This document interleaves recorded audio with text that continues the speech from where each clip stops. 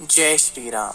वाल्मीकि द्वारा लिखी गई महाकाव्य पवित्र परम पूजनीय रामायण श्री राम भगवान की आदर्श वाणी से रूबरू होंगे और जीवन को एक नए सिरे से जीने के 11 तरीके जानेंगे। तो चलिए सब एक साथ मिलकर श्री पुरुषोत्तम राम भगवान के आदर्शों को सीखने की ओर अग्रसर होते हैं। रामायण से प्रथम सीख, यूनिटी इन डाइवर्सिटी, विविधता में एकता। ये सबसे बड़ा रामायण पाठ है। जब प्रभु श्री राम लंका पर मार्च कर रहे थे, तब सभी प्रकार के लोग उनकी सेना में थे।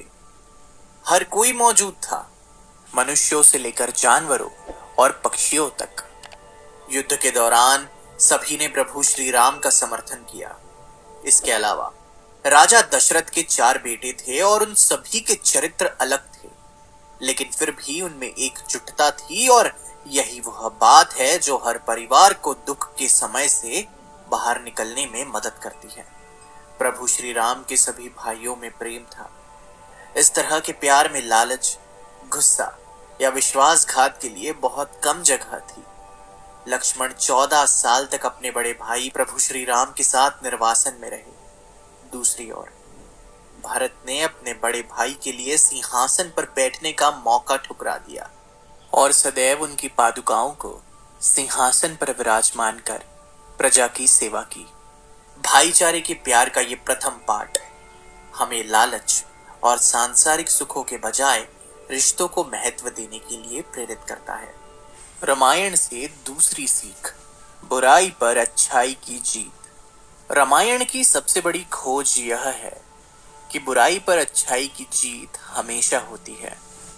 जिस तरह से रावण ने मां सीता पर बुरी नजर डाली और अंत में भगवान राम ने रावण को हराया और मां सीता को वापस पा लिया।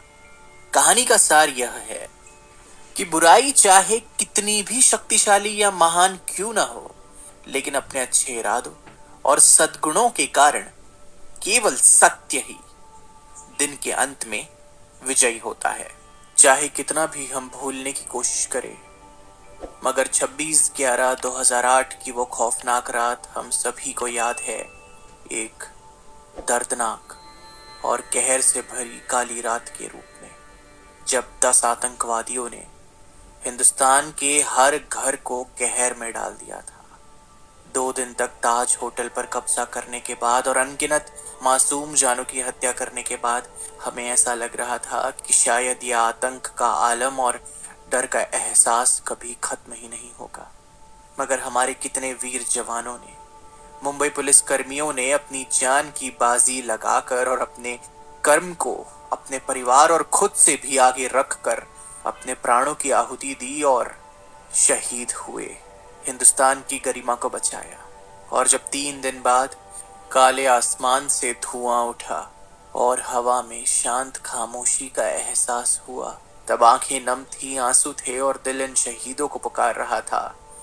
बुराई कितनी भी बड़ी और कितनी भी महान क्यों न दिखे, मगर अच्छाई के सामने बड़ी छोटी होती है और जीत अंत में केवल अच्छाई की ही होती है। रामायण से तीसरी सीख, सच्ची भक्ति और समर्पण। हनुमान जी ने भगवान राम के प्रति अटूट विश्वास और प्रेम दिखाया। भगवान राम के प्रति उनकी असीम लगन और निस्वार्थ सेवा हमें सिखाती है कि जरूरत के समय दोस्त की मदद कैसे करें। यह बताता है कि हमें अपनी पूजा के चरणों में बिना किसी संदेह के खुद को आत्मसमर्पण करना चाहिए। जब हम उस सर्वव्यापी ईश्वर के चरणों में आत्मसमर्पण करते हैं, तो हमें निर्वाण या मोक्ष प्राप्त होता है और जन्म और मृत्यु से छुटकारा मिलता है। रामायण से चौथी सीख, बदला या प्रतिशोध की भावना के मुकाबले क्षमा एक बेहतर चरित्र है। रावण एक विद्वान व्यक्ति था, लेकिन मां सीता का अपहरण करने से उसका पतन हुआ। इससे पता चलता है कि हम दूसरों को नुकसान पहुंचाने के लिए बदले की आग में खुद को जला लेते हैं। रावण अपनी बहन शूर्पणखा के अपमान के बदले के बारे में सोचता है, जो लक्ष्मण के हाथों हुआ था। और इसी सब में क्रोध, विश्वासघात और प्रतिशोध की अपनी वेब में उलझे हुए राम भगवान को भी सबक सिखाने की चेष्टा करता है। और बाकी का इतिहास तो सभी को पता ही है कि रावण का पतन स्वयं प्रभु श्री राम के हाथों हुआ।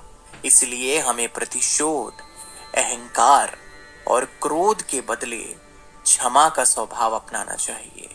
कहा जाता है कि बदले की भावना किसी इंसान को कहीं भी नहीं ले जाती, और कोई इंसान जब किसी और की कब्र खोदने की तैयारी में लग जाता है तो बदले की भावना खुद उससे अनजाने में खुद उसकी ही कब्र भी खुदवाने लगती है। क्षमा का भाव आपके चरित्र को दिखलाता है और बदले का भाव आपके गुस्से को और आपकी नादानी को। उदाहरण काफी सिंपल सा है। हमारे ही पड़ोस में एक देश है, नाम नहीं लेना चाहूंगा, सभी जानते हैं। न जाने कौन सी घड़ी का बदला लेते आ रहा है, हर बार घात पे घात, आघात, पीठ पीछे वार।